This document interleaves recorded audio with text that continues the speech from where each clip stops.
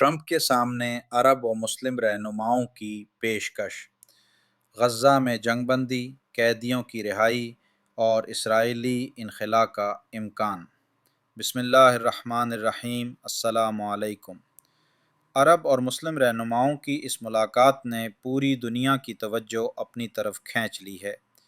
Donald Trump کے سامنے ایسا فارمولہ رکھا گیا ہے جو اگر مان لیا جائے تو مشرق وسطیٰ کی سیاست بدل سکتی ہے۔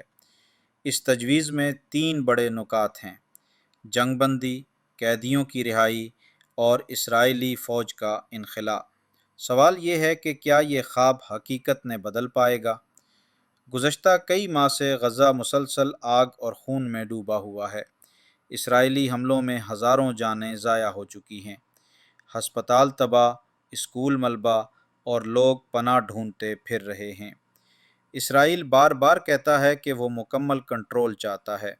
فلسطینی اور عرب ممالک مسجد اقصیٰ اور مقدس مقامات کے تحفظ پر زور دے رہے ہیں۔ یہی دباؤ اس نئی تجویز کی بنیاد بنا۔ تجویز کے مطابق اسرائیل بتدریج غزہ سے فوج نکالے، قیدیوں کی رہائی ہو، عرب ممالک تعمیر نو کریں اور امن قائم کرنے کے لیے بین الاقوامی یا مسلم ممالک کی افواج کردار ادا کریں۔ اس میں یہ شرط رکھی گئی ہے کہ حماس براہ راست حکومت نہ کرے مگر فلسطینیوں کی واپسی یقینی ہو۔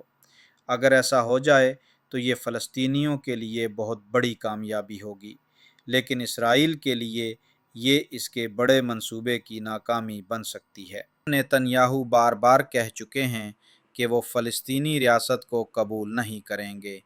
ان کا ہدف گریٹر اسرائیل ہے۔ اسی لیے یہ تجویز اسرائیل کے لیے سیاسی طور پر ناقابل قبول لگ رہی ہے۔ تجزیہ کار کہتے ہیں کہ ٹرمپ کی دلچسپی صرف امن قائم کرنے میں نہیں، یہ ممکن ہے کہ وہ اپنی ساکھ بہتر بنانے، عرب دنیا کے قریب جانے اور اپنی صدارتی واپسی کے لیے پوائنٹس کمانا چاہتے ہوں۔ یہ بھی کہا جا رہا ہے کہ وہ اپنی صلح جوئی کی امیج بنا کر اندرون ملک فائدہ لینا چاہتے ہیں۔ خلیجی ممالک کا کردار بھی غور طلب ہے۔ ان کا مقصد صرف انسانی امداد نہیں، یہ ممکن ہے کہ وہ تعمیر نو میں حصہ لے کر خطے میں اپنا اثر و رسوخ بڑھانا چاہتے ہوں۔ بڑے فنڈز اور منصوبوں کے ذریعے وہ دنیا کو دکھا سکیں کہ وہ صرف تیل نہیں بلکہ سیاسی استحکام کے ضامن بھی ہیں۔ ایران کا معاملہ بھی اس تصویر میں شامل ہے۔ اگر یہ ڈیل آگے بڑھتی ہے تو یہ ایران کے خلاف ایک نیا بلاک بنانے کا ذریعہ بن سکتی ہے۔ عرب ممالک اور امریکہ کے قریب آنے سے ایران کو مزید دباؤ کا سامنا ہوگا۔ ماہرین کہتے ہیں کہ یہ صرف غزہ کی نہیں بلکہ پورے خطے کی سیاست کو بدلنے والی پیش رفت ہو سکتی ہے۔ اسرائیل کی سیاست بھی اس سب پر اثر انداز ہو رہی ہے۔ نیتن یاہو پر پہلے ہی احتجاج اور دباؤ بڑھ رہا ہے۔ اگر وہ اس تجویز کو رد کرتے ہیں تو اندرون ملک مخالفت مزید بڑھ سکتی ہے، مگر اگر وہ کسی رعایت پر آمادہ ہو جائیں تو ان کی سیاست کمزور ہو سکتی ہے۔ دونوں راستے ان کے لیے خطرناک ہیں۔ ذرائع کا کہنا ہے کہ عرب ممالک نے شرط رکھی ہے کہ اگر امن قائم نہ ہوا تو وہ اسرائیل کے ساتھ تعلقات مزید محدود کریں گے۔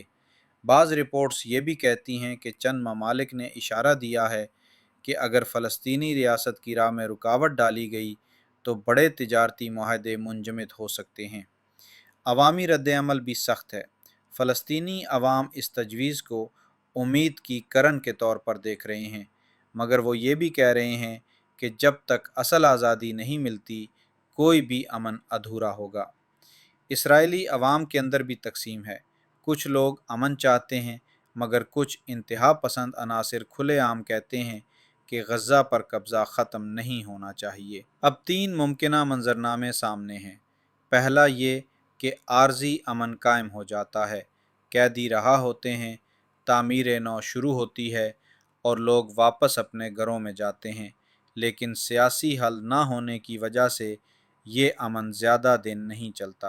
دوسرا منظر یہ ہو سکتا ہے کہ ایک مشروط ڈیل طے پائے، باہر سے سب کچھ اچھا دکھائی دے مگر اندرونی شقیں اسرائیل کو فائدہ پہنچائیں۔ نتیجہ یہ نکلے کہ فلسطینی وقتی سکون پائیں لیکن طاقت کا توازن اسرائیل کے حق میں مضبوط ہو جائے۔ تیسرا اور سب سے خطرناک امکان یہ ہے کہ تجویز ناکام ہو جائے، اسرائیل انکار کرے اور غزہ میں خون ریزی جاری رہے۔ اس کے ساتھ ساتھ خطے میں پراکسیدی جنگیں مزید شدت اختیار کر لیں۔ سوال یہ ہے کہ تاریخ کا پہیہ کس سمت گھومے گا؟ کیا یہ پیشکش امن کا آغاز ثابت ہوگی یا ایک اور دھوکہ؟ اصل میں ہونے والا کیا ہے؟